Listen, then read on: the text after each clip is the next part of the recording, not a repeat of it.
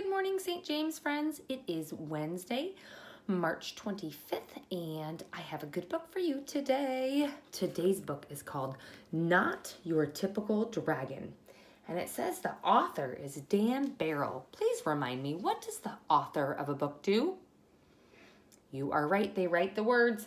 How about Illustrated by Tim Bowers? What did Tim do if he's the illustrator? You guys are so good. He drew the pictures. So the author is the person who writes the books, and the illustrator is the person who draws the pictures. All right, Not Your Typical Dragon. There's our title page, and there's the dragon, and I see a knight kind of looking at his dragon feet, maybe? Let's see what happens. Oh, 2 title pages. Not Your Typical Dragon. Crispin Blaze was born into a proud family of fire-breathing dragons. Every blaze breathes fire, explained his father. I breathe fire. Your mother breathes fire. Tomorrow, when you turn 7, you'll breathe fire too. The little dragon imagined all the forests he would burn down. He dreamed of all the castles he would destroy. He also considered boiling water to make tea, but he didn't tell his father that. The next day, Crispin sat among family and friends as a big cake was brought to the table. Who will light the birthday candles? His mother asked. I will, declared Crispin. He could feel a tingling inside his tummy. But when he opened his mouth, fire did not come out. Whipped cream came out. Crispin, shouted his father, dragons breathe fire. What will the neighbors think? Worried his mom. I love whipped cream, said his little sister Ashley. The little dragon was whisked off to the doctor the very next day. Please fix my son, demanded Crispin's father. What seems to be the problem here? Asked the doctor.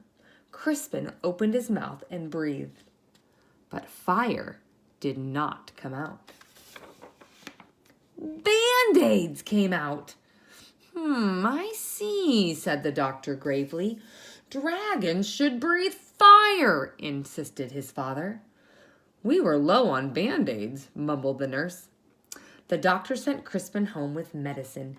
He swallowed 2 teaspoons before going to school. It will help you become a real dragon, said his father with a wink. After school, Crispin joined his first fire-breathing practice. One by one, little dragons aimed their fiery breath at stacks of logs until they burst into flames. Crispin stepped up confidently. He could feel the medicine bubbling in his belly, but when he opened his mouth, fire did not come out.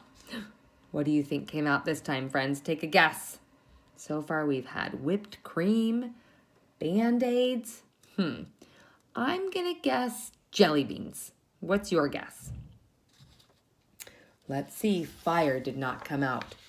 Marshmallows came out. Dragons breathe fire, yelled the coach. Isn't that right, class? The other dragons didn't answer. They were too busy looking for pointy sticks for marshmallow roasting. I guess I'm not a real dragon, Crispin thought. He worried that his family would be disappointed, so he ran away from home. The world can be a very scary place for a little dragon who can't breathe fire. Crispin found a dark cave. I'll be a fireless dragon all by myself. I won't bother anyone, and no one will bother me. An hour later, he had a visitor. I am Sir George, squeaked a thin, shiny knight. Show yourself, dragon. Crispin shuffled out of the cave. The thin, shiny knight held up his thin, shiny sword. Do your worst, dragon. Crispin opened his mouth, but fire did not come out. Soap bubbles came out. Don't you breathe fire, dragon? Crispin shook his head. I can't, Sir George moaned. But my father insists that I fight a fire-breathing dragon. It even says here in my book that your typical dragon breathes fire. I'm not your typical dragon, Crispin explained. Sir George sighed. Oh, I can't go home. Me neither, Crispin nodded. But then he had an idea. Maybe your book could tell us what to do. Of course! Sir George searched through the pages. It said it's probably just your diet. Sir George fed Crispin spicy curry, scorching chili, and blistering salsa. Crispin opened his mouth, but fire did not come out. Red party streamers came out. At least they're the right color, said Sir George proudly. Sir George searched through the book again. Aha! It says it's probably your attitude. Sir George showed Crispin how to look mean and angry enough to breathe fire. Crispin opened his mouth, but fire did not come out. Soft, cuddly teddy bears came out. Said Sir George. We may have taken a step backwards. It's no use, Crispin sighed. I'm just not your typical dragon. But Sir George was not ready to give up. Aha! The book says you're too stressed.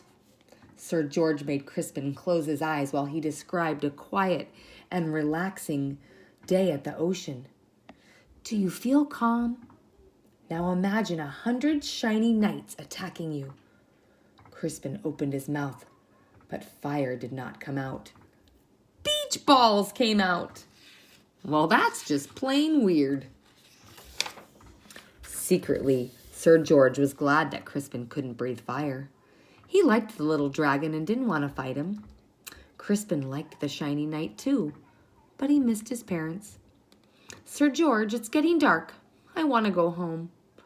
The shiny knight patted him on the back. Don't worry, little dragon. I will take you home.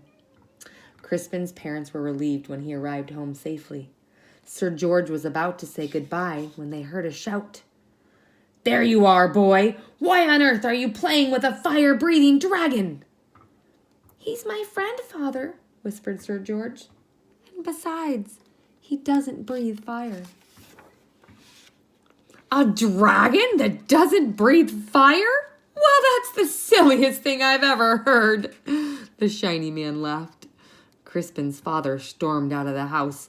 My son is not silly. He may not breathe fire, but I certainly do. Crispin's father let out a powerful spray of flames. Do your worst, dragon, declared the shiny man. But then the flames scorched the lawn. That's enough, honey, said Crispin's mother. The flames singed the fence. You've made your point, dear. Now stop showing off, she scolded. Then the flames ignited the roof.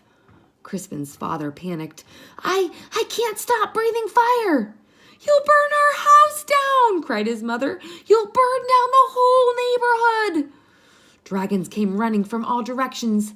They knew how to start fires, but no one knew how to stop them. Crispin suddenly felt a tingling in his tummy. He felt a bubbling in his belly. He opened his mouth, but fire did not come out. A gush of water shot out. Crispin aimed the water at his father's flames. He saved his home, and he saved the shiny man, who wasn't looking so shiny anymore. Hooray for Crispin! Everyone shouted. On Crispin's next birthday, there was a big party. Family and friends came from all over the land. Sir George and his family came too. Lots of dragons were dancing. Crispin stood with his mouth open wide. Fire still did not come out. Music came out instead. Your son, said an old uncle to Crispin's father, he's not your typical dragon, is he? No, replied Crispin's father proudly. My son is something special. And then he jumped up and danced to Crispin's music too. The end. So that is called Not Your Typical Dragon. Happy Wednesday, friends. I'll see you tomorrow.